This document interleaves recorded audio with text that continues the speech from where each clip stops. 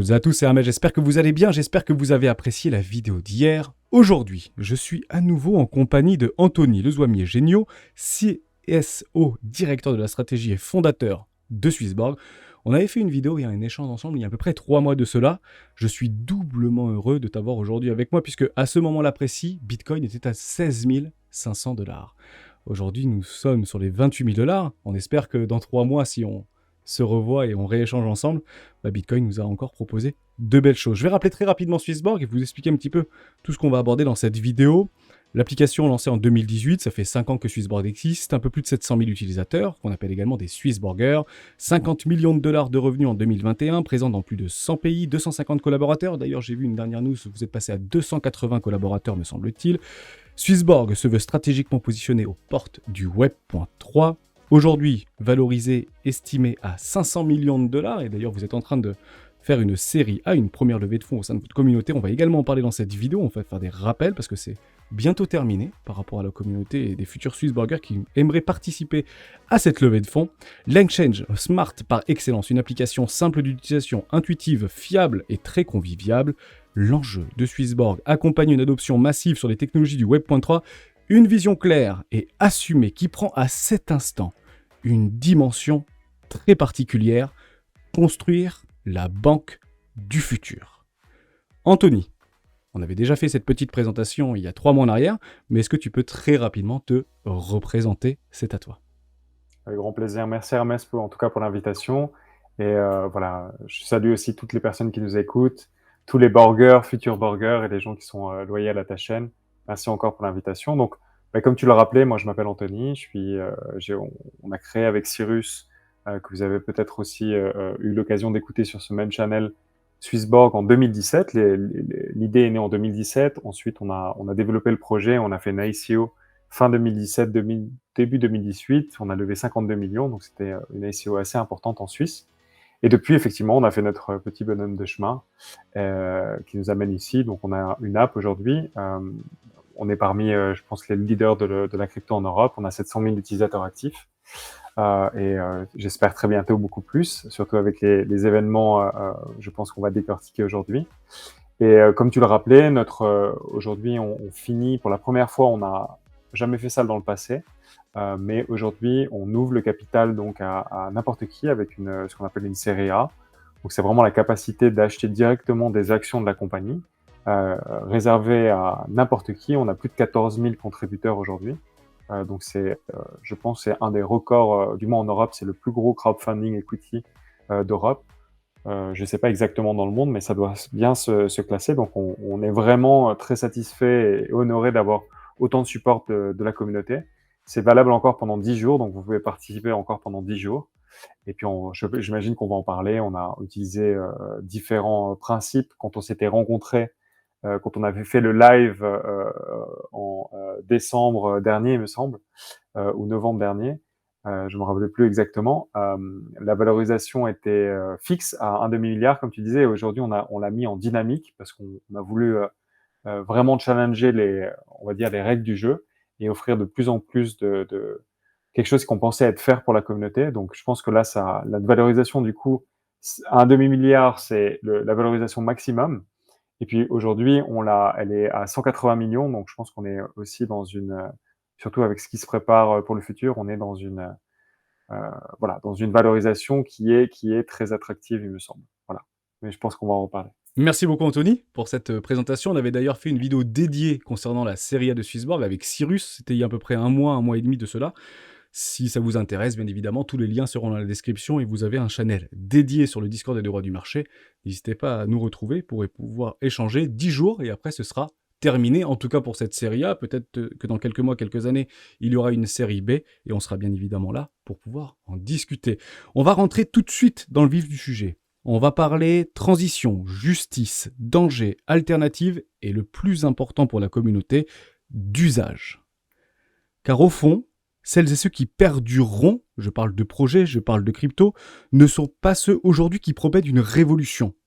Mais je pense avant tout celles qui au quotidien nous utiliseront. Ça c'est un petit peu, si tu veux, ma vision sur les fondamentaux et comment on fait des recherches fondamentales sur l'utilité des tokens, sur l'utilité des projets et sur l'utilité des blockchains. Je reçois régulièrement d'ailleurs des mails de la part de Swissborg. Je prends le temps de tous les lire, de nombreux articles de presse, chacun d'eux se retrouve avec... Il y a toujours un mot qu'on retrouve systématiquement, c'est le mot équitable. Équitable. Le monde de Swissborg sera donc équitable, sera donc transparent et sera potentiellement libre. Anthony, est-ce que, si je peux me permettre sur cette première question, comment peut-on construire un monde plus équitable et quels sont les principaux risques ou les principaux freins à sa construction? Oui, c'est une très bonne question. Je pense qu'on pourrait passer beaucoup de temps à élaborer sur ça. Mais en revanche, en ce qui me concerne, la façon dont je conçois quelque chose qui est plus équitable, ça repose sur 2 facteurs essentiellement. La première, c'est ce que j'appelle la symétrie de l'information. Enfin, c'est un concept qui est assez connu. Donc c'est comment, je donne à un groupe d'individus toute l'information nécessaire. Et je pense que le fait de donner l'information, c'est pas suffisant. Il faut aussi que je sois empathique. Parce que si j'arrive avec un bouquin, et je pense que ça a été un des grands freins de la finance, jusqu'à récemment, et je te dis: «Il faut que tu lises ce grand, bouquin où c'est multiples pages et il faut que tu te formes».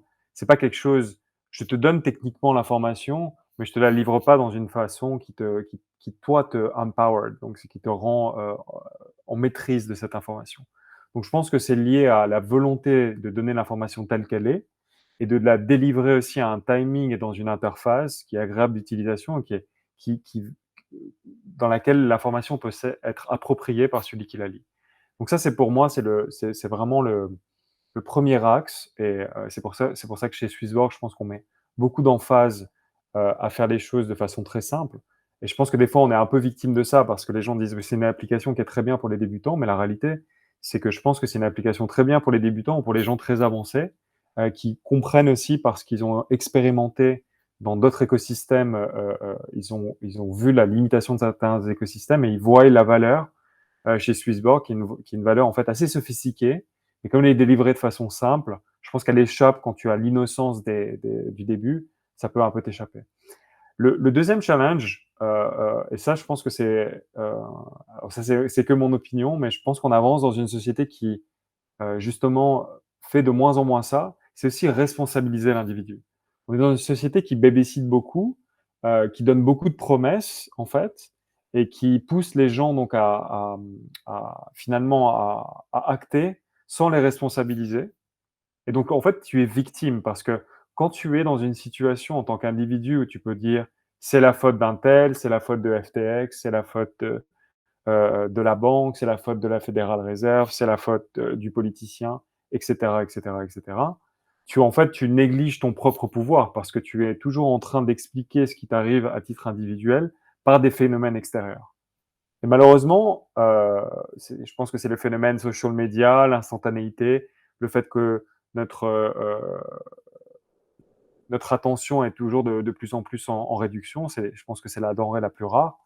Heu, Finalement, on est en tant que société et pour faire du business, on est très peu incentivé, en fait, à responsabiliser l'utilisateur et lui dire: «Voilà, j'ai fait le maximum de ce que je puisse faire», surtout dans l'investissement. C'est-à-dire que j'ai fait en toute, honnêteté et je te montre par pure transparence, qu'est-ce que j'ai fait, voilà la valeur et maintenant c'est ta responsabilité, d'une certaine façon, de prendre la décision finale et aussi, c'est pas qu'une décision, dans le monde de la finance, qui doit se faire que sur le principe de la spéculation directe, mais qui doit se faire aussi sur: «Mais quelle est la valeur que je défends? Quelle est l'éthique?»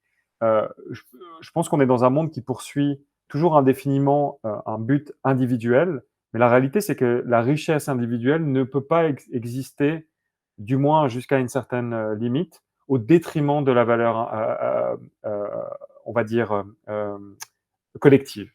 Donc là, le meilleur exemple, et on va en parler aujourd'hui, c'est les monnaies. Si on a un groupe d'individus qui maximisent leur richesse individuelle dans une monnaie, au détriment du collectif, donc au début, juste pour donner des chiffres schématiques, tu as une population de 10 millions, tu as 1 million d'extrêmement riches et 9 millions de gens qui vivotent. Ça peut peut-être, l'équilibre 9 pour, 90-10 peut marcher, mais après, si tu passes à un équilibre 99-1 et 99-9-0-0-1, bah, tu as de moins potentiellement les 0,01 qui sont extrêmement riches vont créer le collapse de la monnaie et donc vont être pauvres. Et je pense que c'est ce qu'on a observé aussi dans la crypto finalement. Si je prends l'exemple de Swissborg, on a créé un earn programme en 2020 totalement DeFi qui donnait toute la transparence. On faisait un transparency report tous les mois, donc on expliquait comment on faisait. Aucun des autres acteurs ne faisait ça, donc il n'y avait aucune capacité. Pendant très longtemps, on a eu les meilleurs taux, donc on avait un flux naturel. Finalement, on a aligné toutes les planètes. Et puis, à partir du moment où notre taux a été un peu moins compétitif, les gens sont partis chez FTX, qui était BlockFi à l'époque. Non, pardon. Il y a eu BlockFi, mais FTX a racheté ce portfolio qui s'appelait Aggregator, dans lequel ils proposaient des earn programmes. Ils sont partis chez Celsius, etc. Et donc, en fait, ils sont restés sur ce mindset. Peu importe la compagnie à laquelle je donne, peu importe ce que je crée comme réalité, parce que quand j'investis avec une compagnie, je lui donne aussi du pouvoir. Je lui donne du revenu, je lui donne de la visibilité, je vais en parler à mes amis. Donc tout ça, je lui donne énormément de pouvoir. C'est pas que qu'est-ce que je reçois moi individuellement, c'est aussi je fais un choix de manifester, de faciliter une réalité d'exister. Et finalement, qu'est-ce qui s'est passé? En voulant tout le temps maximiser mon gain individuel, c'est-à-dire en sautant sans me poser de questions, toujours sur la personne qui était capable de me donner le earn programme le plus haut, sans me soucier de est-ce qu'ils font des choses éthiques, est-ce qu'ils font des choses sustainable. Mais finalement, non seulement j'ai perdu mon argent, mais en plus j'ai collapse euh, tout l'écosystème crypto, ce qui a en plus joué sur mes autres portefeuilles qui n'étaient pas forcément earn et qui m'ont appauvri. Donc il y a vraiment cette dimension de la responsabilité. Elle est vraiment, je pense, aujourd'hui, c'est un sujet qu'il faut travailler de plus en plus parce que l'équité peut arriver d'acteurs qui effectivement euh, sont, plus, euh, euh, sont plus dans la transparence et dans la volonté de donner le pouvoir à l'utilisateur, mais le pouvoir, c'est aussi quelque chose qui se mérite et qui se respecte. Et je pense qu'on est dans une société où il y a vraiment cette relation, je reçois un service, peu importe ce que je fais, et il y a un peu un déni de la responsabilité qu'on a en tant qu'individu dans le collectif. Et donc nous, c'est ce pari qu'on a, c'est comment on peut effectivement faire le maximum, mais aussi à un moment, et ça c'est un exercice qui est extrêmement dur, donner la responsabilité et dire oui, mais nous on n'existe pas que comme compagnie, on existe comme écosystème, et notre réussite, elle dépend aussi de la réussite de notre collectif et de notre écosystème. Et donc quand vous recommandez Swissborg, au-delà de potentiellement vous avez des tokens, potentiellement vous recevez un reward, ok, ça maximise votre gain individuel, mais si vous pensez que c'est la meilleure des plateformes, c'est aussi une responsabilité pour permettre à l'écosystème des plateformes CeFi et de la blockchain d'émerger de la meilleure des façons, parce que certainement vous avez aussi un reward indirect avec votre exposition Bitcoin, Ethereum ou d'autres projets. Voilà, pour faire une réponse un peu longue. Merci beaucoup. C'est une très bonne réponse. C'est vrai que je m'attendais pas à ce type de direction, mais c'est vrai qu'on pourrait en parler pendant des heures. Et puis, si ça en intéresse quelques-uns, commentez dans la vidéo et on pourrait presque faire une vidéo dédiée sur ce sujet. On va aller un tout petit peu plus loin parce que tu en as plus ou moins parlé dans ta réponse. C'est vrai que depuis quelques jours, bah, on vit une situation réellement dramatique.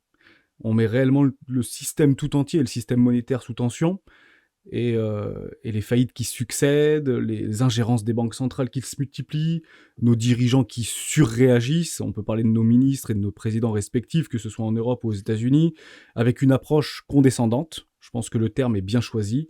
Ils ont une approche condescendante et extrêmement supérieure qui nous irrite de plus en plus.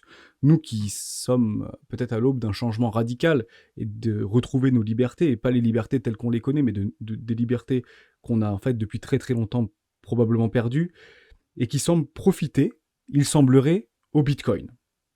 Par ces faits, comment Swissborg en profite? Est-ce que certains plans ont changé au vu des récents événements? Et est-ce que surtout Swissborg peut être impacté par ces différentes faillites? On va parler probablement de Crédit Suisse. Est-ce que la DeFi, la crypto ne peut pas s'émanciper en fait entièrement du système monétaire tel qu'on le connaît? On parle de stablecoin avec l'USDC, on parle de l'USDT. Aujourd'hui, CeFi et DeFi ne font pas chambre à part. Hein, ils travaillent aujourd'hui en synergie. On ne peut pas parler d'osmose, on ne peut pas parler de jumelage, mais l'un ne se ferait pas sans l'autre. Dès lors, est-ce que ce système centralisé à bout de souffle peut impacter aujourd'hui des échangeurs plus centralisés tels que Swissborg, même si ça peut évoluer demain? En somme, quels sont les impacts et potentiellement les opportunités que Swissborg peut rencontrer par rapport à cette situation? Effectivement, j'aime bien ce que tu viens de dire dans le fait qu'on fait, on essaie de travailler ensemble entre le CeFi et le DeFi. Enfin, du moins, il y a cette collaboration qui existe et ce risque qui finalement s'entremêle sans être totalement en osmose. Et je pense que c'est juste naturel parce on reste dans une période de transition. Le CeFi permet quand même de parler le langage du monde traditionnel et de progressivement, de façon, on va dire, euh, plus, plus douce d'embarquer en fait cette nouvelle génération qui progressivement vient vers des monnaies digitales. La première génération d'adopteurs de monnaies digitales, c'est vraiment des gens, je pense, intellectuels ou des gens qui sont directement aussi touchés par leur histoire personnelle avec la crypto-monnaie. Je pense qu'en Europe, on n'a pas encore vécu nécessairement, tu vois, des périodes où bah, d'un coup, toute la monnaie perd sa valeur, comme on vient de voir pardon, au Liban ou même en Argentine, tu vois. Donc, euh, même je sais que, enfin, j'ai des amis qui habitent la Russie, dans lequel c'est pas. Il y a un peu ce distrust du gouvernement et de la capacité à piloter leur monnaie, même si récemment, bah, compte tenu des événements, c'est quelque chose qui a profité au rouble.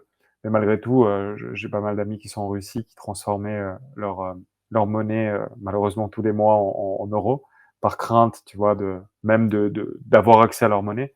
Donc il y a des gens qui ont une histoire personnelle, qui, on va dire par design, euh, ont vraiment perdu foi dans le système. Je pense qu'en Europe, même si on sort dans la rue, il y a cette rébellion, on a quand même confiance dans le système, d'une certaine façon, quoi. Enfin, c'est peut-être pas confiance, mais on croit. On compte encore sur le système. Donc on n'est pas dans cet état où on dit il faut que je fuis le système, je vis par défaut dans le système. Maintenant, si je reviens donc du coup en Europe et dans les pays, on va dire, plus développés, cette existence CeFi, DeFi, elle est nécessaire parce qu'aujourd'hui, ce n'est vu comme un investissement. C'est pas vu comme une porte de sortie. Alors qu'il y a beaucoup de pays dans le monde dans lequel, enfin, une partie des pays dans le monde dans lequel c'est vu comme un système alternatif. C'est déjà finalement un backbone bancaire, c'est potentiellement un gouvernement, c'est potentiellement, il y a beaucoup. Je veux dire, même si tu prends les États-Unis, c'était un gros sujet en 2017, ça s'est un peu effacé depuis à ma connaissance, mais je crois qu'il y a 17% des gens qui n'ont pas de compte en banque, pour diverses raisons. Alors qu'un wallet, c'est quelque chose que tu peux ouvrir. Quand tu as un wallet, tu peux épargner, tu peux commencer à faire des paiements, donc tu peux commencer à organiser ta vie différemment. Donc du coup, ce que je veux dire, c'est qu'il y a déjà une part du monde finalement qui a adopté la crypto-monnaie, pas pour à des fins spéculatives ou des fins d'investissement, mais à des fins voilà, de nécessité. C'est pas le cas en Europe. Donc on a toujours cette dualité CeFi-DeFi parce que je suis pas brusqué de pivoter. Donc ça amène un ensemble d'effectivement de problématiques potentielles parce que on peut confondre facilement qui est quoi. Je pense que récemment, on a eu des rappels assez tangibles avec ce qui s'est passé il y a 2 semaines avec l'USDC, qui avait une des parties de sa monnaie qui était effectivement avec Silicon Valley Bank. Donc on se rappelle qu'effectivement, même si on opère dans le DeFi, on n'est pas isolé des risques du monde traditionnel. Et c'est comme ça. Maintenant, qu'est-ce qui va se passer dans le futur? C'est-à-dire, à quel point des plateformes comme Swissborg, qui continuent en fait d'être euh, notre raison d'exister number one pour l'instant, donc c'est-à-dire la façon dont l'app est le plus utilisée, c'est effectivement euh, euh, prendre de l'argent qui est sur un compte en banque, que ce soit du franc suisse, de l'euro, de la livre. Donc on a vu que Binance a perdu sa passerelle, donc la capacité pour les gens qui ont de la livre sterling de déposer. Donc nous, on n'a pas ça parce qu'on a toujours construit des relations bancaires qui vont dans le bon sens. On a des très bonnes relations. Donc je pense qu'on est en Europe une des passerelles du monde traditionnel vers le monde de la crypto qu'on appelle Fiat Gateway, qui est une des meilleures. Et on veut continuer de le faire parce que c'est un use case number one chez nous. Maintenant, ça vient avec un ensemble effectivement de considérations. Maintenant, ma conviction personnelle, c'est que je pense qu'après 2008, donc moi j'ai commencé ma carrière en 2008, donc je suis un enfant de la crise, d'une certaine façon, quoi. Enfin, euh, un enfant de la finance de la crise. Je pense que en 2008, pourquoi tu as eu Lehman Brothers, éventuellement Bear Stearns, le système n'était pas prêt. Donc on était dans un pattern qui était similaire, donc augmentation des taux d'intérêt, over-leverage du système, ça commence un peu à chauffer. C'était pas du gouvernement de bond à l'époque, mais c'était assimilé quoi, avec voilà, on connaît toute l'histoire des subprimes qui étaient vus en fait un peu comme des gouvernements de bonds. Et donc ça, je pense que le système était pas prêt et donc a mis du temps. Donc en fait, on a laissé des banques faire faillite, machin. Mais finalement, quand tu regardes de façon globale, la contagion a été bien contenue. Je pense que le système, et on l'a vu rapidement là, la Fed a déployé 300 milliards en l'espace d'un week-end. Le système est irrigué pour le faire. Donc en fait, finalement, on n'est plus dans cette. Je pense qu'on n'est même plus dans le débat de savoir est-ce qu'une banque va faire faillite ou pas, parce que je pense que intrinsèquement, le système, il est construit pour éviter le fait que des déposants perdent de l'argent. Que les gens investissent dans une banque d'investissement et perdent, c'est un autre débat. Mais même Crédit Suisse, qui est une banque d'investissement, finalement, vient d'être sauvé. Donc, on est vraiment parce que le fait qu'une banque fasse faillite amène d'autres banques potentiellement à faire faillite, donc c'est trop complexe. Donc, le système, de toute façon, il a construit cette logique au sein des 15 dernières années pour sauver les banques. Donc, ce qui est intéressant maintenant, enfin, ce qui est intéressant et effrayant, c'est finalement, comme ce risque-là, il est sous contrôle, est-ce que le risque va se déplacer sur l'élément de la pile qui est le plus haut, qui est la monnaie? C'est-à-dire, est-ce que le risque va se déplacer directement sur les institutions? Ce qui est compliqué sur ça, c'est que pour que le risque se déplace sur les institutions, il faut qu'il y ait une perte complète de trust, parce que ce qui enforce avant tout la valeur de la monnaie, c'est le trust, c'est-à-dire l'idée l'idée collective que ça vaut quelque chose. Et donc c'est là qu'en fait Swissborg finalement peut être le grand gagnant de ça, parce que d'une certaine façon, dans un système où les banques font pas faillite, ben nous on continue de maintenir cette passerelle et on n'a pas réellement de problème à se dire ah désolé vous avez perdu vos dépôts parce que une banque fait faillite. Et en même temps, on est potentiellement dans on facilite le scénario le plus grand qui est mais si les banques font plus faillite, est-ce qu'une monnaie aussi forte que le dollar peut faire faillite? Et là, dans ce cas-là, c'est quoi ma porte de sortie? Ben, ma porte de sortie, c'est Ethereum, ma porte de sortie, c'est Bitcoin, ma porte de sortie, c'est les monnaies digitales. Et qui c'est qui me fait rentrer dans ce monde-là d'une façon agréable et d'une façon professionnelle? Ben, c'est Swissborg. Donc finalement, on vit pour l'aventure Swissborg une période extrêmement intéressante dans laquelle il y a beaucoup plus de scénarios positifs que négatifs. Maintenant, bien évidemment, on a vu ce week-end, on en discutait avant de commencer le live, on a vu l'ancien CTO de Coinbase faire ce pari dément dans lequel il fait le pari. Il a vraiment mis son argent, comme on dit en anglais, il a put his money where his mouth is. Donc il a vraiment tenu son engagement. Il a mis 1 million de dollars dans un pari où Bitcoin, dans les 90 prochains jours, va atteindre 1 million de dollars. Et ça, dû au phénomène qu'on vient d'expliquer, dans le sens où, à force de sauver toutes les banques et à force d'avoir finalement mis en collatéral la confiance des gens pour sauver un système bancaire qui profite à une minorité et qui est au détriment de plus en plus de la population, et donc ça se traduit par de l'inflation, par différentes manières, bah, potentiellement, on va rentrer dans une période d'hyperinflation qui va mener le Bitcoin à 1 million de dollars et donc qui va propulser finalement les gens à faire le switch parce que la monnaie n'aura plus aucune valeur. Voilà. En 90 Donc, jours. Je rappelle que ce pari est réel, hein. Il a réellement locké 1 million de dollars. Et si malheureusement Bitcoin n'est pas 1 million de dollars d'ici 90 jours, il perdra ce million de dollars. Donc toujours pareil, on investit que ce qu'on est prêt à perdre. Il a la possibilité, ce CTO, ancien CTO de Coinbase, de pouvoir bien évidemment perdre 1 million de dollars, tout simplement. C'est très important de le rappeler. ce qui nous positionne d'autant plus dans une position intéressante, et on l'a vu, voilà, comme on a discuté avant dans différentes périodes de l'histoire, le fait que Swissborg soit positionné en Europe et en Suisse nous met dans une neutralité qui est beaucoup plus grande que n'importe quelle autre CeFi plateforme, parce que moi, ma conviction personnelle, c'est que si demain ça se matérialise vraiment et on rentre dans une période de hyperinflation, que Bitcoin il y a 500 000 dollars ou 1 million de dollars, c'est anecdotique. Mais si on rentre dans cette logique d'hyperinflation avec un flight to quality, comme on disait à l'époque, vers les crypto-monnaies, puisque ça reste l'acteur, voilà, pour des raisons pratiques, on parlait de l'or avant, qui n'est pas quelque chose de pratique, et des raisons techniques, devient l'actif de qualité, donc redevient en fait finalement l'étalon d'or de l'époque ou la référence monétaire internationale dans ce scénario-là. Je pense que le fait que nous, on soit positionné en Europe, permet aux gens d'avoir beaucoup plus confiance que si tu as Coinbase, si tu as ton Bitcoin chez Coinbase ou n'importe quelle plateforme qui est liée de près ou de loin au gouvernement américain, ce qui n'est pas le cas de Swissborg, tu pourras certainement voir tes bitcoins bloqués à ce moment-là, parce que je pense que le drama d'avoir un dollar qui s'effondre complètement va amener en fait surtout pour une société qui est cotée en bourse comme Coinbase, amènerait quand même, j'imagine, beaucoup de péripéties sur ce genre de plateforme. Donc je pense que le fait que Swissborg soit en plus placé en Europe garantit en fait vraiment une meilleure étanchéité à ce genre de scénario. Donc même si c'est très improbable, c'est quelque chose qui est discuté de façon très sérieuse dans la communauté. Ça me donne la transition immédiate sur une troisième question d'ampleur qui va intéresser énormément de personnes, je pense. On sait que le secteur, il est aujourd'hui dominé par un petit nombre de très grosses plateformes d'échange centralisées.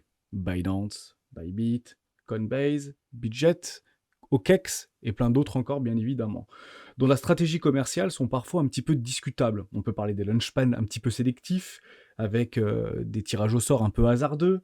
On peut parler du listing des tokens très marketing, sans réelle recherche ou communication transparente des prix des lancements ou des prix d'acquisition de certaines parties prenantes, notamment certains VC, qui sont d'ailleurs des informations qui sont extrêmement limitées. Il faut vraiment aller les chercher et gratter pour essayer de trouver des informations qui sont même parfois inexistantes.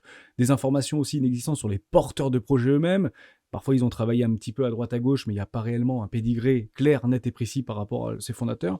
En somme, un manque cruel de contenu fondamental sur les différents projets et les différents projets sur lesquels on pourrait potentiellement spéculer. Dès lors, ça me donne une question, et je pense, et on parlait tout à l'heure de responsabilité, est-ce que finalement c'est ces changeurs-là, et Swissborg en premier lieu, n'a pas en fait cette responsabilité et devrait pas aller beaucoup plus loin dans ces informations-là? Je suis parti regarder un petit peu sur l'application Swissborg, il y a quand même pas mal de petites choses qui sont très intéressantes, un petit peu de pédagogie, qu'est-ce que Bitcoin, est-ce que c'est intéressant d'investir, pas intéressant d'investir, bien évidemment aucun conseil en investissement, c'est toujours la même chose, mais finalement pour chaque token visé, les informations sont extrêmement limitées. Or, on peut penser que certaines personnes qui sont chez Swissborg actuellement, qui gèrent les risques ou qui gèrent les tokens, qui sélectionnent des projets qui vont référencer sur la plateforme Swissborg, pourraient nous donner beaucoup plus que ça. Et ça me fait penser aussi à une enquête qui avait été réalisée il y a quelques mois par Bybit, comme quoi 90% des personnes qui investissent et qui spéculent dans les crypto-monnaies ont fait une recherche inférieure à 10 minutes. Par exemple. Donc c'est parce qu'il y a un influenceur qui en a parlé, parce que je l'ai vu passer sur un article, parce que j'ai vu le top 3 des cryptos qui vont exploser en 2023 ou 2024, sans pour autant vraiment se poser des questions. Est-ce qu'au fond, Swissborg ne pourrait pas demain, dans cet élan de pédagogie que vous essayez en fait de mettre en place, et on le sent dans vos écrits, on le sent aussi dans vos voix, quand on vous regarde sur YouTube ou sur différents médias, devenir peut-être un pionnier, voire une référence de la recherche fondamentale des différents projets crypto référencés? En fait, est-ce qu'il y a des pistes qui seront priorisées dans ce sens-là par les équipes Swissborg? Est-ce que c'est quelque chose qui est aujourd'hui au cœur peut-être du prochain Swissborg? C'est vraiment une question qui me tient à cœur, parce que, encore une fois, on essaye de faire, nous, au sein du Discord des droits du marché et de la recherche fondamentale, c'est extrêmement long, il y a beaucoup de débats, des fois, il y a des choses qui vont être dites et d'autres, en fait, qui sont potentiellement fausses. Voilà, c'est dans l'ère de la fake news, si tu veux. Est-ce que Swissborg n'aurait pas un rôle à jouer pour débunker ou pour pouvoir éventuellement légitimer certains projets qui, d'ailleurs, on pourrait penser que certains projets, que certains influenceurs ou certains membres, on pourrait dire qu'il y a sur Swissborg, sont ni plus ni moins que des mauvais projets, tout simplement. Est-ce que tu peux éventuellement nous éclaircir par rapport à ça? Vraiment dans une idée finalement de devenir une référence, c'est vraiment la porte d'entrée pas forcément le Wikipédia, si tu veux, de la crypto, un petit peu comme Coinbase vis-à-vis de CoinMarketCap, qui référence en fait toutes les cryptos du monde, scam ou pas scam, et qui en fait a 3 petites pages d'écriture pour expliquer qui c'est, qui sont les fondateurs, qu'est-ce qu'ils ont fait avant. Mais vraiment quelque chose de beaucoup plus poussé, presque des vidéos dédiées, vraiment presque une académie fondamentale, quoi. Non, c'est une très bonne question et c'est des sujets qui nous tiennent à cœur. On a discuté de plusieurs solutions. Donc, effectivement, si tu reprends la ligne de produits de Swissborg, donc on a euh, ce qu'on appelle la marketplace, dans lequel on a les tokens traditionnels qui sont listés. Donc, on fait quand même une certaine recherche, hein. Comme tu peux voir, il y a pas énormément de tokens comparé à d'autres plateformes. Donc, on essaie quand même de sélectionner des tokens dont on a rentré les teams, dont on a une certaine conviction aussi, dont on sait qu'ils ont une certaine trésorerie pour survivre, etc. Donc, on est vraiment dans cette optique de donner quand même un peu euh, quelque chose, un univers d'investissement dans lequel on croit. Voilà. Ensuite, si tu veux, le deuxième plan qu'on a, c'est le DeFi. Donc là, on fait beaucoup de recherches. Donc si tu vas sur notre blog, typiquement, à chaque fois qu'on propose une opportunité d'investissement en DeFi, on fait quand même une recherche assez poussée. Je vais pas te cacher qu'il y a très peu de lecture, mais au moins, ça le mérite d'exister. Je pense qu'il faut que tu tapes apprendre blog. Ouais, Voilà, apprendre ici. blog. Voilà. Donc par exemple, si on va reprendre, si tu descends un peu, tu vois, stratégie Earn sur Joe, analyse de risque, clic. Tu vois, on essaie un peu de donner voilà, un résumé avec qu'est-ce qu'il faut retenir et puis après une analyse beaucoup plus détaillée. Donc on essaie de faire part de pourquoi on a une conviction. Il y a un nouveau produit qui va sortir qui s'appelle Opportunité, dans lequel on va mettre vraiment, on va mettre en avant en fait des convictions qu'on a au sein de l'écosystème et pourquoi on pense que c'est le bon moment, quel est le reward ratio, quelle est la recherche qu'on a fait. Donc on va vraiment aller dans la dichotomie que tu dis. Et enfin, ça c'est plus mon rêve, mais il faut qu'on grandisse pour pouvoir faire ça. C'est aussi exiger. Tu vois, par exemple, on a un Launchpad dans lequel l'objectif, c'est de lancer des nouveaux projets. C'est par exemple d'exiger que si tu viens sur le Launchpad de Swissborg et que tu proposes un seed ou un pré-seed, euh, tu dois donner à la communauté au minimum un prix qui est équivalent à celui des VC. Parce qu'il n'y a aucune raison que ce soit toujours les VC qui rentrent en premier et qui dumpent sur la communauté.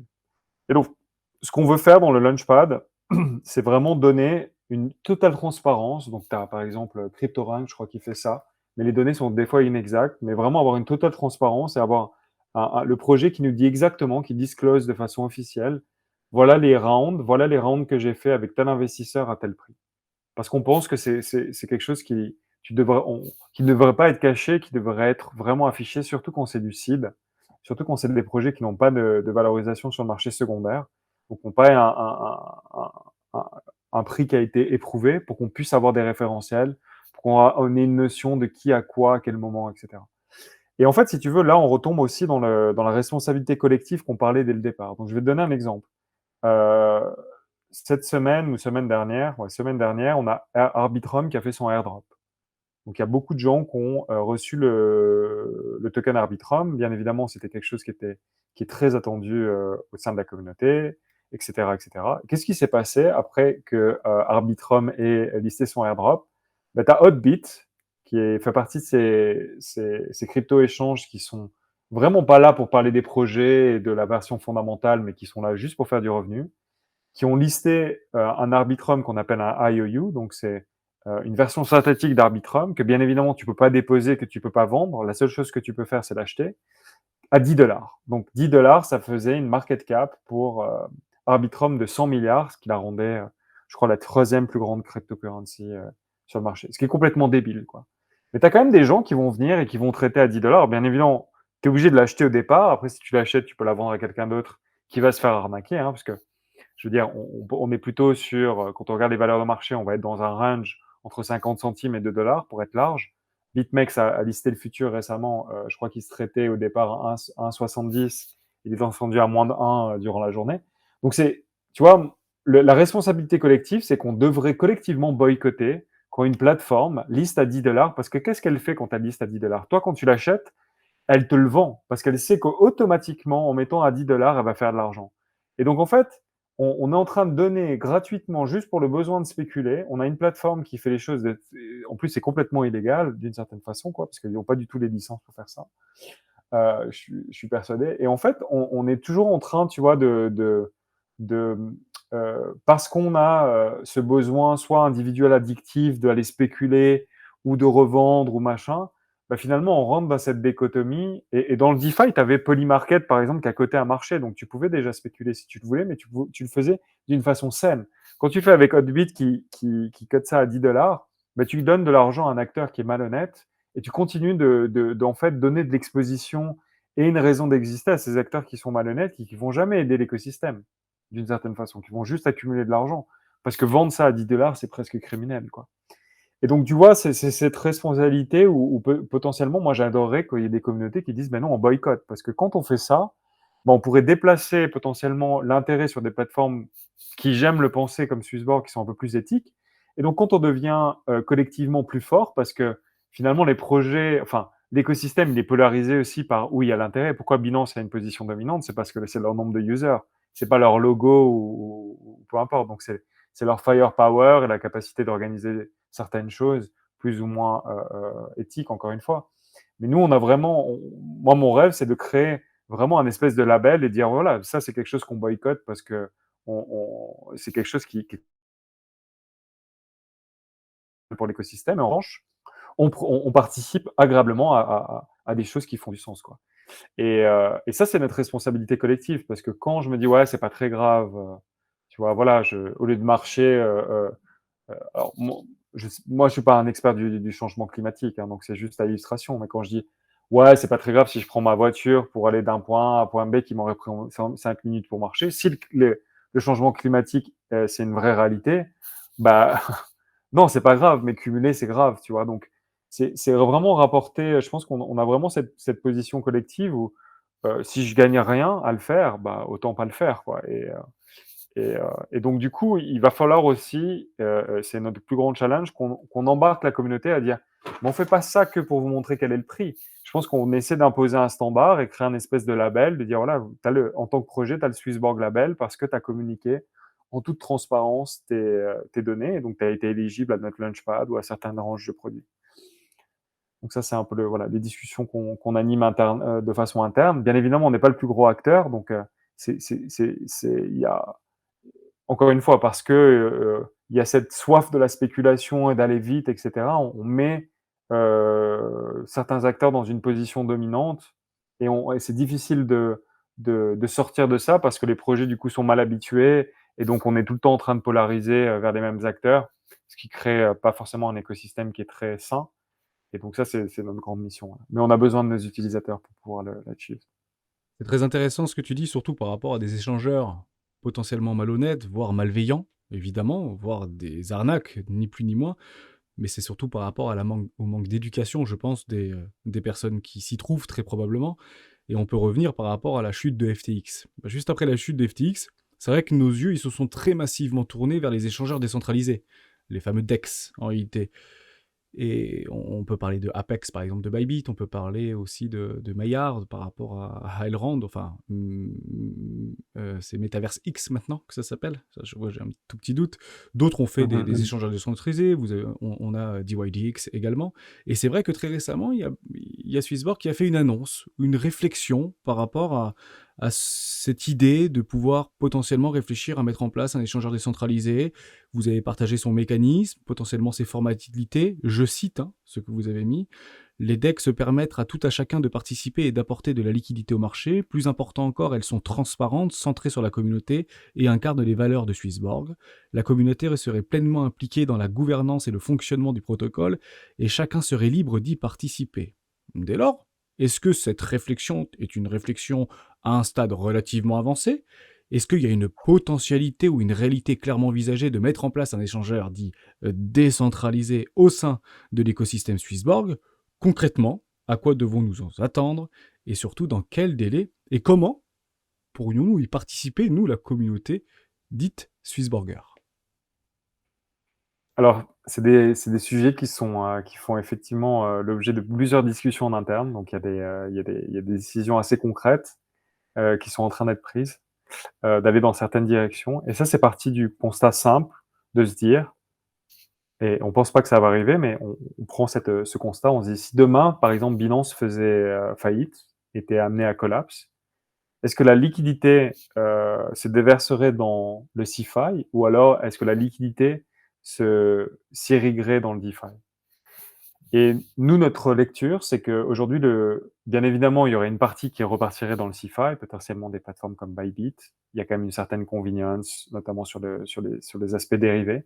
Mais on pense que malgré tout, on est arrivé à un moment où le DeFi est pas très loin. Alors, on a encore beaucoup de progrès à faire. Hein. Je pense qu'on l'a vu avec le hack de Euler et d'autres choses. Donc, c'est pas forcément sur Ethereum, mais ça peut être sur un rollup ou ça peut être sur Solana ou d'autres technologies qui sont peut-être un peu plus adaptées à faire du DeFi. Mais néanmoins, on pense que l'architecture est enfin prête, en fait, à absorber des applications de masse et à des systèmes financiers en DeFi. Donc, quand tu pars de ce constat-là, tu comprends deux choses. Tu comprends que toi, tu as besoin d'avoir une indexation parce que malgré tout, bah, en tant que plateforme comme nous qui donne accès à des produits financiers, on a besoin d'être là où la liquidité s'organise. Et a priori, notre lecture, c'est qu'elle va s'organiser de plus en plus dans le DeFi. Et ensuite, le grand avantage du DeFi comparé au CeFi, c'est que le DeFi, tu grandis exponentiellement parce que tu as une connectivité de base. Aujourd'hui, si je veux me connecter à un autre échange, par exemple, bah, c'est quelque chose de compliqué, quoi. Il faut que je prenne des ingénieurs et je vais subir potentiellement leur temps de latence. Il y a des limitations, tu vois. Nous, on passe beaucoup d'heures chez Binance, des fois, on atteint leurs limites. Donc, ça crée des instabilités dans notre système qui sont pas graves, mais qui sont quand même à gérer. Alors que dans un système de smart contract de totalement DeFi, je grandis exponentiellement avec l'écosystème. Si demain j'ai une bridge JMX qui vient d'apparaître, je peux l'intégrer dans mon système très facilement. Donc ça, c'est toute la beauté du DeFi, c'est-à-dire que on pense qu'on arrivait un peu à ce breaking point où le DeFi a fait enfin, les blockchains se sont assez développés pour ont réussi à développer des modèles qui peuvent maintenant scaler. Et par construction, l'effet exponentiel de la collaboration qui peut s'organiser en DeFi va tout simplement changer la face du monde centralisé du Web2. Donc nous, on doit se préparer à ce changement, même si c'est peut-être pas un changement qui va arriver cette année, mais on doit y réfléchir dans les 2-3 ans. Le premier sujet sur lequel on commence aujourd'hui, c'est en parler d'un wallet décentralisé, ou qu'on appelle semi-custodial, un peu comme Coinbase a fait chez Swissborg, parce qu'on pense que c'est un peu la première step. Finalement, quand tu regardes la majorité des utilisateurs chez Swissborg, au bout d'un moment, ils commencent dans l'app, et au bout d'un moment, ils ont envie d'explorer, donc qu'est-ce qu'ils font? Ils téléchargent un MetaMask. Nous, déjà, pourquoi ne pas récupérer en fait, cette part de marché? Et la deuxième chose qui est intéressante, c'est bien évidemment, bah, on le voit, si tu veux lister ton token chez Binance, c'est quelque chose de compliqué, qui coûte potentiellement énormément d'argent, à moins qu'eux-mêmes aient du stake. Donc finalement, on rentre dans un système qui est extrêmement obscur. Alors que ce qui est bien en décentralisé, c'est que c'est permissionless, donc n'importe qui, alors après c'est assez travers, hein, parce que n'importe qui peut aussi lister un scam, mais tu as des moyens de mitiguer ça. Mais tu peux justement organiser n'importe quelle liquidité. Tu peux avoir une communauté qui spontanément décide d'organiser la liquidité sur un token ou un projet. Et donc, du coup, ça apporte tout le layer de transparence et de symétrie de l'information qui est, tout le monde connaît les règles, elles sont claires et elles ne sont pas tronquées ou manipulées, auxquelles nous on croit. Donc, on voit beaucoup de choses qui sont louables. Aujourd'hui, on fonctionne pas. C'est très dur pour nous de lister un token parce qu'on est dépendant des autres plateformes pour pouvoir le lister. Donc, il y a des projets, par exemple, qu'on peut bien aimer, mais qu'on aurait du mal à supporter en listing parce qu'on n'a pas la technologie. Et donc, quand ils se posent la question de savoir si on va le faire en CeFi ou en DeFi, pour nous, c'est assez logique de commencer à l'organiser en DeFi. Voilà. Donc à terme, on verra de plus en plus de projets, j'imagine, qui seront passés dans la moulinette des observateurs Swissborger avant de les lister sur un potentiel échangeur décentralisé ou disponible dans un wallet un petit peu à la forme MetaMask, parce que ça suit finalement la logique. Je vais toujours beaucoup plus loin, moi, dans cette logique de wallet Web3 ou de wallet semi-custodial ou potentiellement non custodial, c'est de pouvoir en fait garantir notre anonymat. C'est qu'on n'aura pas besoin de KYC, par exemple. Or, si aujourd'hui on va dans n'importe quel échangeur Upsan ou non Psan, je prends l'exemple de Bybit, Bybit demande un KYC, bien évidemment. échanger de la valeur entre certains intermédiaires. On est aussi le seul garant de nos articles numériques, nos fameux NFT. Et bien évidemment que demain, il y aura d'autres choses qui vont arriver pour venir implémenter finalement cette révolution NFT, cette révolution de tout ce qu'on peut imaginer. Les ruptures technologiques ne sont pas unidirectionnelles. Il y a énormément de tentacules qui vont s'ouvrir à tout ça. Et encore, pour aller encore plus loin par rapport à ces fameux wallets du Web3, que je pense est la direction qui devra être prise, c'est pouvoir monétiser nos propres données personnelles. Je prends toujours qui pour moi, ça sera indispensable. Je prends l'exemple de Brave, par exemple. Quand on regarde une publicité sur YouTube ou on regarde une publicité, poum, on va recevoir des petits bahts de temps en temps. Donc c'est quelques centimes de dollars. Mais c'est encore une fois la possibilité de pouvoir monétiser notre temps, monétiser notre audience, monétiser notre data. Et à un moment donné, il y a de plus en plus de projets qui vont dans cette direction-là. Est-ce que Swissborg peut évoquer ce type de solution? Est-ce que pour eux, en tout cas pour vous, c'est une nécessité? Est-ce que tu peux nous en dire peut-être un peu plus là-dessus? 100%. Alors déjà, je vais faire un peu de pub pour notre écosystème. Pour les gens qui sont des joueurs, parce qu'on parle de monétisation de data, on a une branche de notre écosystème qui s'appelle Xborg, qui est réservée aux joueurs. Et donc Xborg, ouais, un peu comme Xbox, mais en Borg, et qui fait totalement ce que tu viens de dire, c'est-à-dire, non, c'est un X, Xborg. ouais, Xborg, ouais, et qui fait exactement ce que tu dis, c'est-à-dire qu'en fait, tu joues en fait à tes jeux favoris, tu achieves des quests, et le grand but, c'est effectivement de monétiser ta data, quoi. Donc si tu lances, il faut que tu fasses launch up, je pense. Ok. Donc bon, après, il faut créer un compte, mais tu as vraiment voilà, tout ce système dans lequel la data qu'on extrait donc des jeux a pour but d'être monétisée. Donc voilà, il y a des quests, il n'y a pas encore de token, mais il y a déjà un premier NFT qui est assez successful. Donc il y a toute une DAO qui s'organise.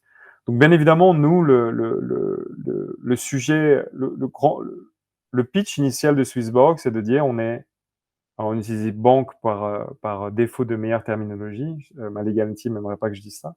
Mais c'est ça, c'est d'être vraiment la banque du futur à 360. Et ce qu'on disait, c'est que dans l'avenir, aujourd'hui, si je vais à ma banque traditionnelle, si j'ai pas d'argent sur mon compte en banque ou si j'ai pas de l'immobilier, il n'y a pas grand-chose qu'elle va pouvoir faire pour moi. Mais en fait, la réalité, c'est qu'en tant qu'individu, je possède un large spectre de valeurs qui sont pas mesurées et qui n'existent pas dans le système financier traditionnel, mais qui existent quelque part et qui potentiellement, grâce à la technologie de la blockchain, vont être unlockés. Donc, si je passe, un des meilleurs exemples que j'ai, et moi, c'est comme ça que je lis la stratégie de Lance. Donc, je sais pas si tu as suivi Lance, qui est en fait, euh, qui est une initiative, qui est un projet donc d'arbre social pour le Web3, qui a été initié par Stani de Aave. Donc Aave, qui est la plateforme de lending borrowing la plus grande du Web3. En fait, ce qu'ils sont en train de faire, à mon sens, c'est créer en fait un espèce de Twitter, si tu veux, Web3, dans lequel tu accumules tellement de valeur, tu construis tellement ton identité, l'identité en elle-même a une valeur que tu vas pouvoir faire, comme à la banque, des prêts. Donc en fait, quand on parle de monétisation de la data, c'est pas forcément que j'observe une vidéo ou je regarde la pub et puis non, il faut que tu ailles sur Lens X, Y, Z. Ouais. Ils sont pas encore des tokens. Ah, Ouais. sur le Mais ça site sera pas sur directement. CoinMarketCap. Ouais. Lens X, Y, Z, ouais.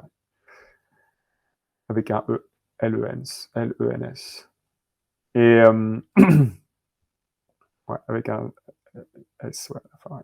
Comme ça? Ouais, ouais, ouais. Tu devrais trouver, je pense. Ouais, X, Y, Z. Pour les Lensois, Lens Voilà, Protocol. parfait. Exact. Donc en fait, quand on parle de monétisation de la data, c'est la capacité aussi de dire, bah, typiquement, tu as ta chaîne YouTube, Vincent. Je ne sais pas combien tu as de followers, mais je pense que tu as 50 000 followers, quelque chose comme ça. 25 000. 25 000, bon, bientôt 50 000. Je suis confiant. Ça a de la Avec valeur. Tu as plaisir. passé beaucoup. Rejoignez-nous. Rejoignez-nous, voilà.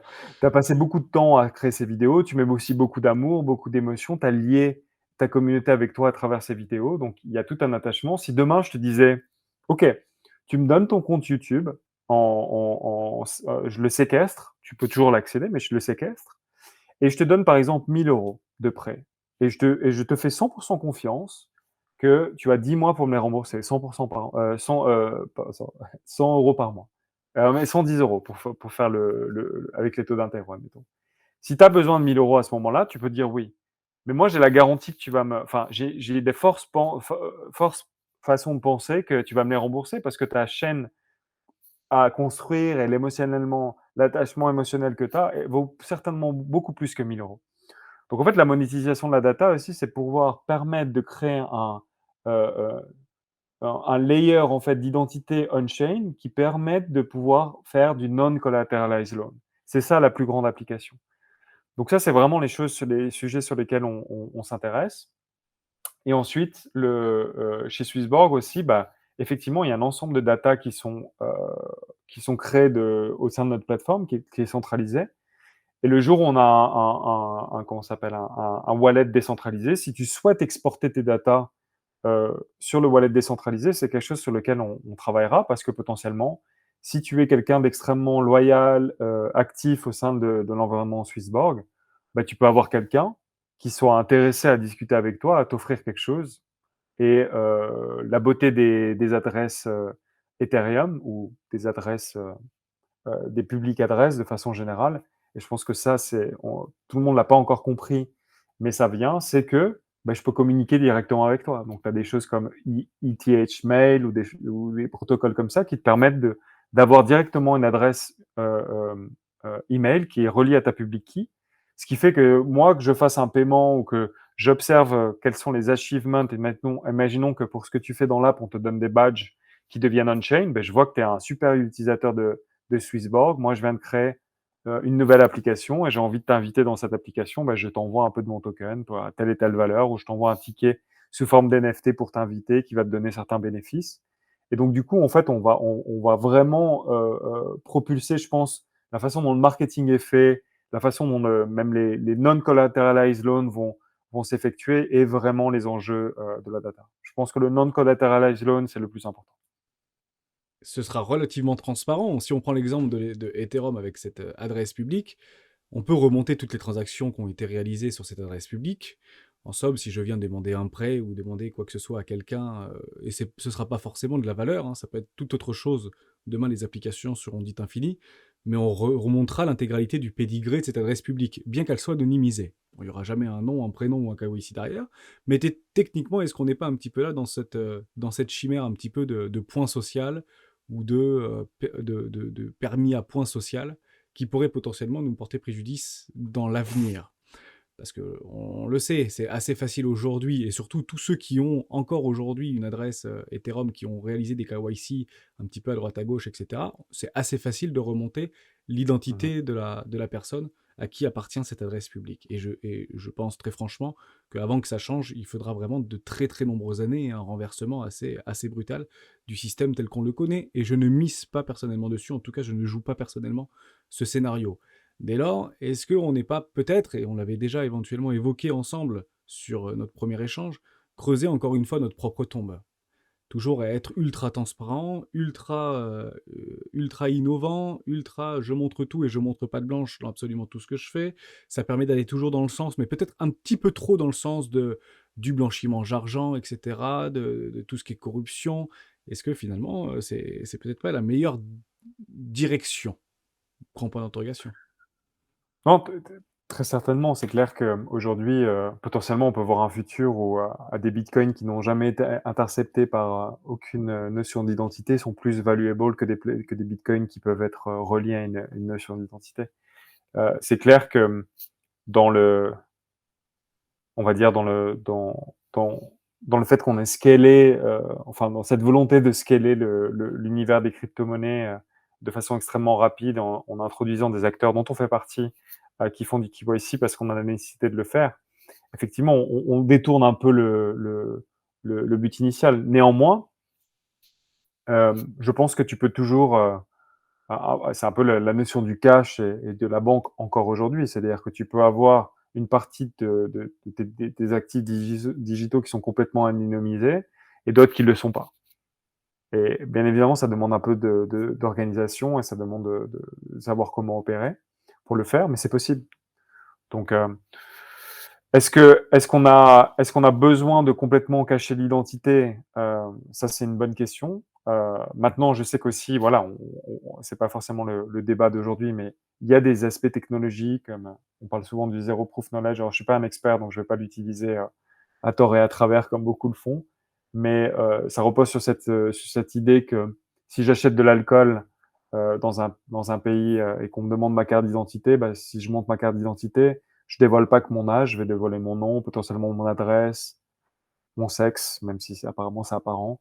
Et donc, comment je fais pour donner, voilà, j'ai cette carte d'identité, comment je fais pour me prouver mon identité sans avoir à dévoiler tous les autres éléments qui viennent. Et donc, je pense que ça va faire partie des enjeux à venir, de comment je peux avoir mon identité qui soit on-chain, mais dans lequel j'ai une maîtrise totale et qui n'a pas été forcément composée, enfin, initiée par un seul acteur qui, lui, peut avoir cette connaissance-là, mais plutôt qui est la conjoncture de différents acteurs qui ont extrait voilà, différents éléments de mon identité.